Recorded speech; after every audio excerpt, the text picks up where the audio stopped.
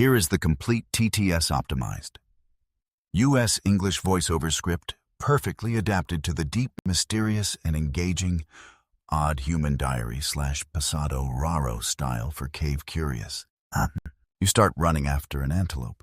In just a few short seconds, it sprints away, leaving you hundreds of yards behind. A thick cloud of dust rises, hiding your prey from sight. The race is over. At least that's what the animal thinks. But a few minutes later, you find its hoofprints in the dirt, and the chase begins all over again. Why did a creature with no forelegs, no hooves, no long tail for balance, and an incredibly slow sprint speed evolve into one of nature's most terrifying endurance runners? We didn't conquer the savannah because we ran faster. We won because the human body was built to keep going, even when the fastest creatures on Earth are forced to stop. Imagine a primal survival scenario. An antelope can leave a human in the dust after just a few breaths. But for our ancestors, the hunt didn't fail the moment the prey vanished from sight.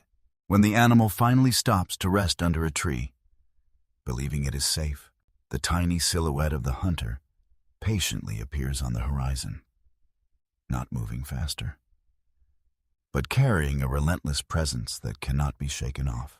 The antelope might win every short sprint, but the human tries to win the final one. When we put nature's speed on a scale, humans are miserable losers.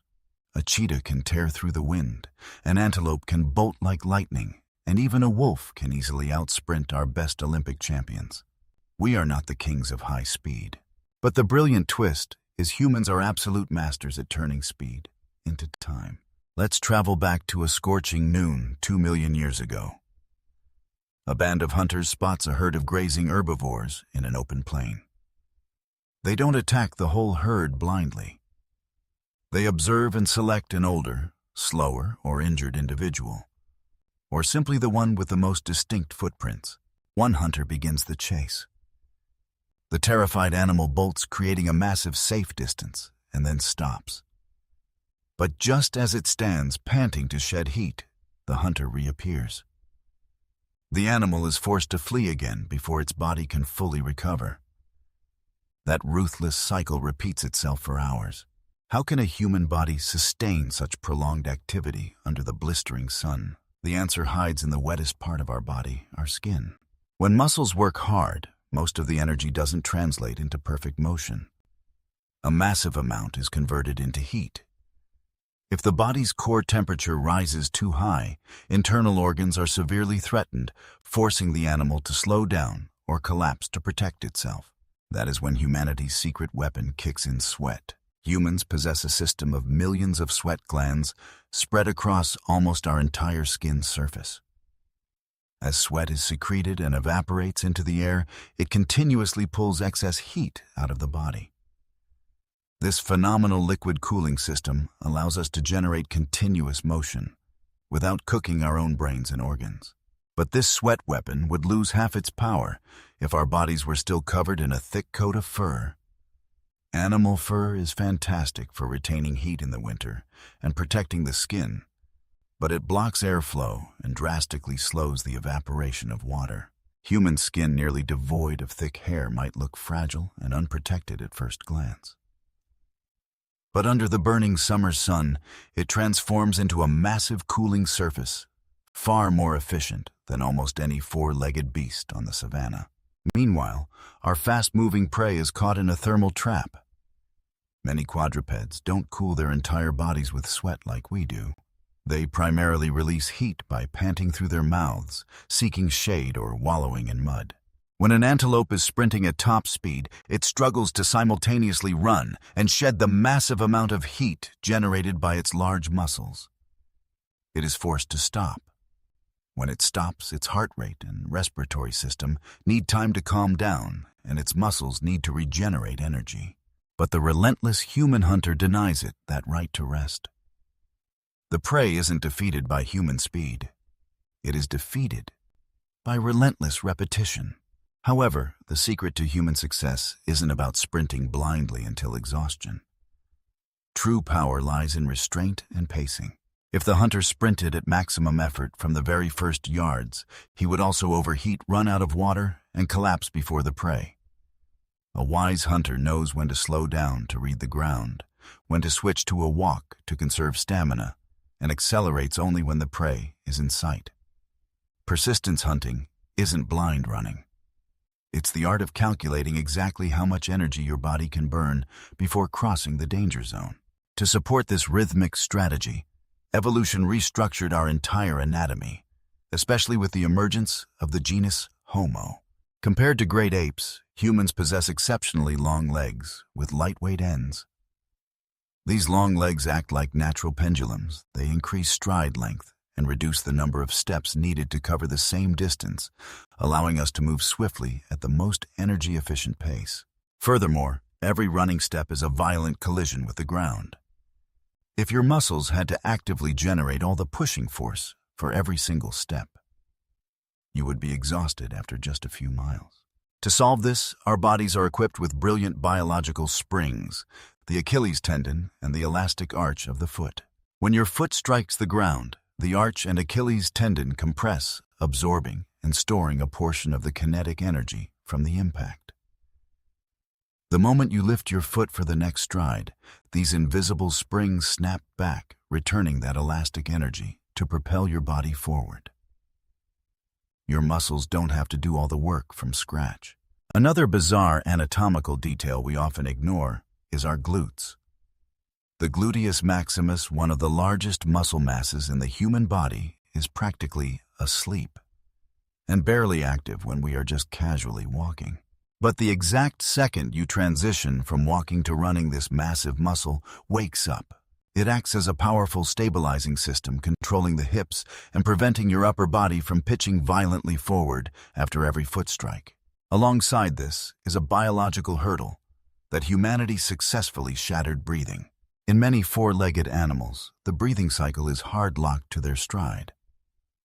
As their bodies flex and extend to run, the chest cavity is compressed and expanded, usually limiting them to exactly one breath per stride.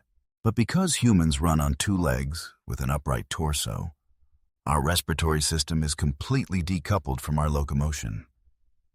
We can change our running cadence speed up or slow down without forcing our lungs to beat to the exact same rhythm as our footsteps. This freedom allows humans to optimize oxygen intake at any level of exertion. But there is another crucial stabilization feature keeping this machine together. When you run, every foot strike sends a shock wave up your body. If your head bobbed around uncontrollably, you couldn't see the trail or track the prey. Your body utilizes a special ligament in the neck, the nuchal ligament. It acts as a shock absorber, keeping your head steady and your eyes locked on the horizon while the rest of your body bounces. But you must remember one thing. Every advantage of sweat-springy tendons or long legs becomes completely useless if you run in the wrong direction. When the antelope takes a sharp turn and vanishes behind a grove of trees or a cloud of dust, the chase shifts from a physical trial to a cognitive one. The persistence hunter doesn't just look with his eyes. He reads the language of the earth. He looks at the depth of a hoof print to know if the animal is springing forward or dragging its feet in exhaustion. He notices a freshly snapped twig, a newly overturned stone revealing damp soil beneath, or picks up a piece of dung to feel if it still holds body heat or has gone cold. In the hunter's mind, a predictive map is constantly being drawn. Which watering hole is the animal heading toward? Is it circling back to the herd to hide? Is the wind carrying the human scent to its nose? The legs sustain the chase. But the brain is what ensures the prey can never truly escape the net of pursuit. Scientists still debate to this day, did persistence hunting alone create the modern human body? Some argue that traits like good heat dissipation and upright walking originally evolved for long-distance foraging, and humans only later repurposed them for running. Others point out that the sheer necessity of chasing down prey and racing to scavenge carcasses before other predators arrived created a massive evolutionary pressure, honing our anatomy into optimal running forms. In all likelihood, nature didn't build our bodies for just one single purpose. We possess a magnificent multi-purpose machine capable of solving the problem of walking dozens of miles to find water, carrying tools, and sustaining hours of endurance running to turn the fastest prey into a survival meal. However, do not romanticize the human body as an infallible perpetual motion machine. Evolution gave us the potential, not the training. A modern, sedentary human body, accustomed to air-conditioned rooms, cannot suddenly run dozens of miles under the hot sun without paying the price of dehydration, joint injuries, blisters, or even heat exhaustion. Endurance running is a profound biological legacy, but it requires preparation, acclimatization, and consistent training to be safely awakened. If humans were truly born to run, why do so many of us today feel so exhausted and hate running so much? The answer lies in the brain's law of energy conservation. For millions of years of evolution, food was incredibly scarce. Wasting calories unnecessarily was a life-threatening risk. Our ancestors ran for ultimate survival goals to get meat to escape a beast, to deliver news to the tribe, or to perform sacred rituals. There was always a clear, tangible survival reward at the end of the trail. But in modern life, when you lace up your shoes to run around the block or jog on a treadmill just to burn calories, your primal brain doesn't see that immediate survival reward. It runs into resistance from a millennia-old instinct to conserve energy. Your body is perfectly constructed to run. But that doesn't mean your brain was wired to enjoy burning energy without a clear survival reason.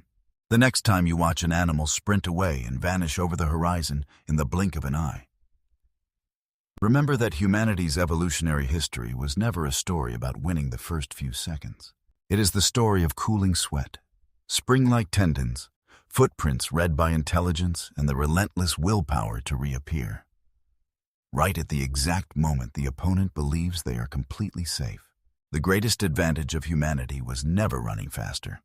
Our advantage is the ability to keep stepping forward long after maximum speed has become completely meaningless.